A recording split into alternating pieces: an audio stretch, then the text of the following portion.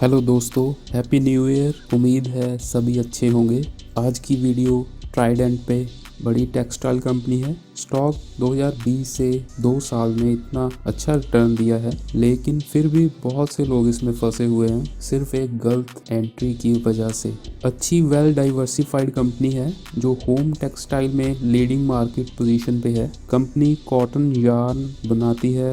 Home textile में इनके पास bath linen और बेड लिनन 2 मेन सेगमेंट्स हैं, और उसके बिना कंपनी पेपर एंड केमिकल में भी काम करती है। टेक्सटाइल में कंपनी के पास 12 पेटेंट्स हैं, और एक बड़ा प्लस पॉइंट है कंपनी के पास कि ये 150 कंट्रीज में एक्सपोर्ट करते हैं इंडिया से। Manufacturing mainly Punjab and Madhya Pradesh में है इंडिया में, लेकिन प्रोडक्ट जो सेल होता है वो 150 कंट्रीज में सेल होता है, और 70% के आसपास जो रेवेन्यू है वो एक्सपोर्ट से ही आता है। उसमें जो मेन है वो यूएस है, बाकी और भी बड़ी कंट्रीज का नाम है। और जो ब्रांड्स की बात करें तो कंपनी के पास काफ़ी ब्रांड्स हैं, जिनमें वो लग्जरी, प्रीमियम और स्टैंडर्ड टाइप के, मतलब काफ़ी रेंज में है इनके प्रोडक्ट। और अगर कस्टमर्स की बात करें तो बड़ी कंपनीज के आप नाम देखोगे इसमें, अमेजोन, मिंत्रा, बिग बाजार, डी मार्ट, इंडियन और बाहर की भी बड़ी कंपनीज इनसे बाय करते हैं। अब कंपनी पुरानी है, लेकिन 2013 में इस पे काफ़ी डेट था। अगर आप डेट की हिस्ट्री देखो तो डेट टू इक्विटी रेशियो 3.17 से भी ऊपर थी, तो वहाँ से कंपनी ने इसको कंट्रोल करना शुरू किया। लेकिन 2016 में डेट फिर से 3400 करोड़ का था, और अब तक इन्होंने इसको काफ़ी अच्छे से हैंडल किया है। उसके बाद अब तक जो डेट टू इक्विटी रेशियो है वो 0.31 पे आ चुकी है। बहुत अच्छा किया है कंपनी ने, लेकिन अभी भी डेट है, जीरो नहीं है लेकिन डेट है, लेकिन कंपनी धीरे धीरे उसको रीपे कर रही है। जो टेक्सटाइल कंपनीज हैं इंडिया में, उनके लिए जो एनवायरनमेंट है वो काफ़ी अच्छा है, क्योंकि उनका जो रॉ मटेरियल है, पावर, लेबर और जो उनकी टेक्नोलॉजी है वो इंडिया में ये सब अवेलेबल है एक तो, और दूसरा ये काफ़ी कम दाम पे अवेलेबल है। तो इंडिया में टेक्सटाइल कंपनीज अच्छा करती हैं जो कंपनीज अच्छे से हैंडल की जाती हैं। बाकी बहुत सी हैं जो डेट में डूब चुकी हैं। मेन इनके प्रॉब्लम डेट ही रही है आज तक। और जो टेक्सटाइल इंडस्ट्री है, ग्लोबल की जो इंडस्ट्री है, जो एस्टिमेट्स हैं वो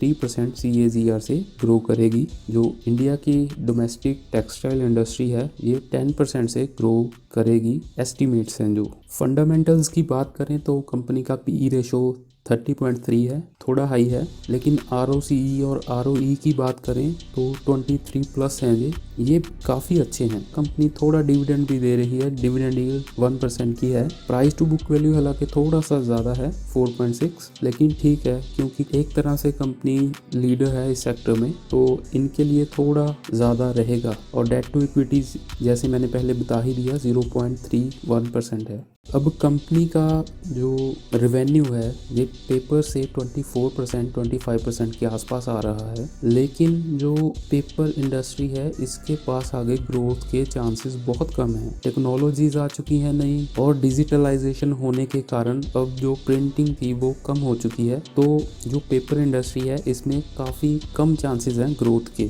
इसमें जो मेन ग्रोथ आ सकती है ना, वो एक तो जो प्लास्टिक पे बैन हो रहा है उसके चलते होगा, और दूसरा जो पैकेजिंग में बेटर पेपर चाहिए कंपनीज को, जो डिमांड है मतलब क्वालिटी पेपर की, वो बढ़ रही है। तो बस ये 1-2 ही मेन रीजंस हैं जो पेपर इंडस्ट्री को आगे सपोर्ट कर सकते हैं। जो बाकी का रेवेन्यू है उसका बड़ा हिस्सा आता है टेक्सटाइल से, तो टेक्सटाइल काफ़ी अच्छा है, इसका फ्यूचर भी काफ़ी अच्छा है। तो जैसे इंडिया एक डेवलपिंग कंट्री है, तो पर कैपिटा इनकम है जो बढ़ ही रही है, तो आगे लोगों के पास और पैसा होगा खर्च करने के लिए। और बाकी जो इंडिया में मैन्युफैक्चरिंग है वो काफ़ी सस्ती है, और टेक्नोलॉजी वगैरह सारा कुछ अवेलेबल भी है और सस्ता भी है। तो जो टेक्सटाइल इंडस्ट्री है उसका फ्यूचर अच्छा है। तो फिलहाल जो कंपनी की कैपेसिटी है ना, वो ऑलमोस्ट 90% के आसपास यूटिलाइज हो रही है, और फ्यूचर में जो डिमांड है प्रोडक्ट की वो बढ़ती जा रही है। तो प्रोडक्शन को देखते हुए और फ्यूचर डिमांड को देखते हुए कंपनी इस वक्त केपेक्स पे काफ़ी ध्यान दे रही है,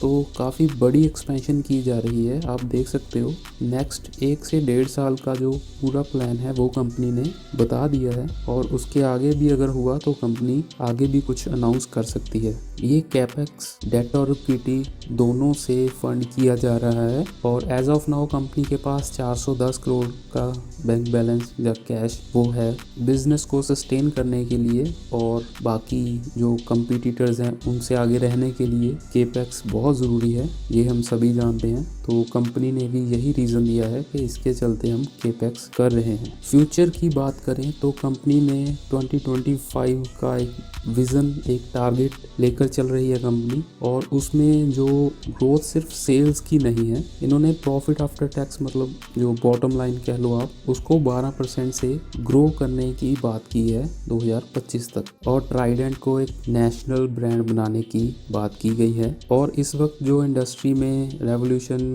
का नाम दिया जा रहा है, उसको इंडस्ट्री 4.0 बोला जा रहा है टेक्सटाइल इंडस्ट्री में, उसकी कुछ कंडीशंस सेट की गई हैं, तो उसको अचीव करने की बात की गई है इसमें कंपनी के द्वारा। और कंपनी अपने बिजनेस को ऑर्गेनिक और इनऑर्गेनिक वे में दोनों में ग्रो करने की कोशिश करेगी। इनऑर्गेनिक का मतलब कि कोई और बिजनेस अच्छे वैल्यू पे मिल रहा होगा तो वो उसको एक्वायर भी कर सकती है, लेकिन खुद का भी वो ज़ीरो से भी शुरू कर सकती है। तो अभी के हिसाब से अगर हम देखें तो कंपनी के फंडामेंटल्स भी अच्छे हैं, और इसमें कोई सरप्राइज चेंज फंडामेंटल्स में या बिजनेस में नहीं दिखा है, और कोई नेगेटिव न्यूज़ भी नहीं है। तो ऊपर से करेक्शन ज़रूर आई है जो स्टॉक का प्राइस है उसमें। तो अभी के हिसाब से जो लॉन्ग टर्म इन्वेस्टर्स हैं उनको ज़्यादा टेंशन नहीं लेनी चाहिए। तो इस फॉल के मैंने कुछ रीजंस ढूंढने की कोशिश की है, वो आपके साथ में शेयर कर देता हूँ। जो सबसे पहला रीज़न है इस फॉल में, जो रॉ मटेरियल में इन्फ्लेशन आई है, उसके चलते इनके जो मार्जिन्स हैं वो नीचे आए हैं। दूसरी बात है जो इनका बिजनेस है ना, वो मेनली मतलब जो एक्सपोर्ट का बिजनेस है उसका 70% रेवेन्यू यूएसए से आ रहा है। तो यूएस में और यूरोप में ऐसे अभी रिसेशन की बात हो रही है और एक स्लो डाउन देखने मिल रहा है, तो उसके चलते वहाँ से जो रेवेन्यू है वो फ्यूचर में ग्रो करता नहीं नजर आ रहा है, तो ये इनके रेवेन्यूज को इफेक्ट करेगा। ये भी एक रीजन है इसकी फॉल का। और अगर आप इनका प्रॉफिट एंड लॉस स्टेटमेंट देखोगे तो आप इनकी सेल्स पे ज़रा ध्यान से देखें, वो 1-2 साल के लिए इंक्रीज करती है, उसके बाद वो कम होनी शुरू हो जाती है। 1 या 2 साल वो फिर कम होने के बाद फिर बढ़ती है, फिर सेल कम होती है, फिर बढ़ती है। तो ये एक तरह से ना साइक्लिकल स्टॉक्स का नेचर होता है, ऐसे ही इस कंपनी में देखने मिल रहा है। तो अभी जो लास्ट का मार्च 2022 का रिजल्ट है उसमें सेल्स बढ़ी हैं, तो आगे जाकर ये कम हो सकती हैं। ये साइकिल अगर ऐसे ही चलता है तो आगे जाकर ये सेल्स कम देखने मिल सकती हैं। ये भी एक रीजन होगा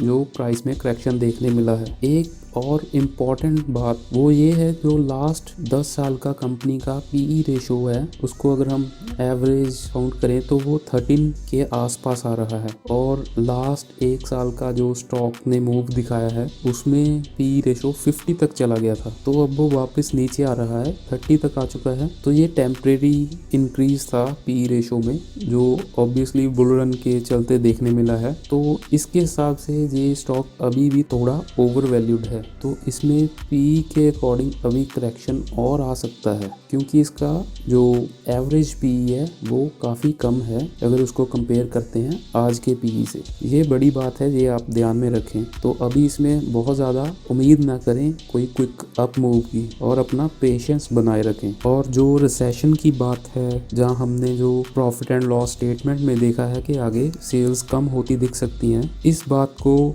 जस्टिफाई किया जा रहा है जो बड़े ब्रोकरेज हाउसेज हैं उनकी रिपोर्ट्स के द्वारा। वो रिपोर्ट्स में भी यही बोला जा रहा है कि अभी मिड टर्म में जो टेक्सटाइल इंडस्ट्री है वो डिमांड को थोड़ा कम होता देख सकती है। अब एक टेक्निकल व्यू ले लेते हैं टेक्निकल चार्ट से। तो 2020 की कोविड की जो फॉल आई थी उसमें कंपनी का स्टॉक 3 रुपए के आसपास चला गया था, और वहां से जनवरी 2022 में 70 को टच किया इसने। बहुत अच्छी रिटर्न थी ये, लेकिन उसके बाद 50% से ज़्यादा की करेक्शन भी दिखा दी है इसने। तो अगर आप इस चार्ट को ध्यान से देखोगे तो आप एक चीज़ नोट करें कि इसमें जब ये अप ट्रेंड में था, इसमें आप वॉल्यूम चेक करोगे तो कितनी ज़्यादा है वो वॉल्यूम। और 2022 के जनवरी में इसने जैसे ही वो हाई बनाया है ना, उसके बाद वो वॉल्यूम बिल्कुल गायब हो चुकी है वहाँ से। तो आगे भी अगर इस स्टॉक को ऊपर जाना है तो सबसे जो पहला इंडिकेटर होगा हमारा वो वॉल्यूम ही होगा। अभी तक इसमें वो बड़ी वॉल्यूम आनी शुरू नहीं बनी हुई है, तो अभी इसका ट्रेंड भी नहीं है। वीकली चार्ट पे देखें तो 40-41 के आसपास एक बड़ी रेजिस्टेंस है। जब तक उसके ऊपर नहीं जाता स्टॉक, आप इससे कोई बड़ी अप मूव की उम्मीद ना करें। और अभी के लिए तो काफ़ी बेरिश जोन में है, तो चार्ट के अकॉर्डिंग तो अभी आप इसमें एंट्री नहीं ले सकते। और स्पेशली जो 41-40 के आसपास का एक रेजिस्टेंस जोन है, तो आप किसी भी एक्सपर्ट, किसी भी यूट्यूब गुरु की बातों में ना आए। जब तक ये 41 के ऊपर नहीं क्लोजिंग देगा, तब तक आप इसमें पोजीशन एज ए ट्रेडर ना बनाएं। अगर आपने इसमें इन्वेस्टमेंट के लिए कोई पोजीशन बनानी है, तो अभी आप, जैसे आपके पास एक पोर्टफोलियो है और अभी आपके पास उसमें 20,000 अलग से कोई स्टॉक बाय करने के लिए पड़ा है, तो अभी आप उस 20,000 का 50% इसमें डाल सकते हो। मतलब 10,000 से इसको बाय करें अभी के लिए 50% से, और एक पोजीशन का 50%। तो अगर ये नीचे आए 25 या उससे नीचे, तो आप इसमें एवरेज करें और इसमें कोई अभी आप बड़ी क्विक अप मूव की उम्मीद ना करें। फंडामेंटल्स अच्छे हैं, लेकिन टेक्निकली अभी जो सिचुएशन है वो खराब है। तो अगर काफ़ी ऊपर आपकी बाइंग है तो आपको वेट करना पड़ेगा। अगर फ्रेश बाइंग की सोच रहे हो तो 100% अभी पैसा ना डालें, थोड़ा वेट कर लें। जो मैक्सिमम इन्वेस्टमेंट रहेगी वो 8% की ही रहेगी। 8% से ज़्यादा टोटल पोर्टफोलियो का इसमें इन्वेस्ट ना करें। तो ये था हमारा आज का वीडियो। उम्मीद है आपको पसंद आया होगा। ऐसे ही स्टॉक्स आप कमेंट में ज़रूर बताएं, जिसमें मैं आपको वीडियो से हेल्प कर सकूं। और ऐसी वीडियोस के लिए हमारे साथ बने रहें, आगे वीडियोस आती रहेंगी। Thank you and good bye.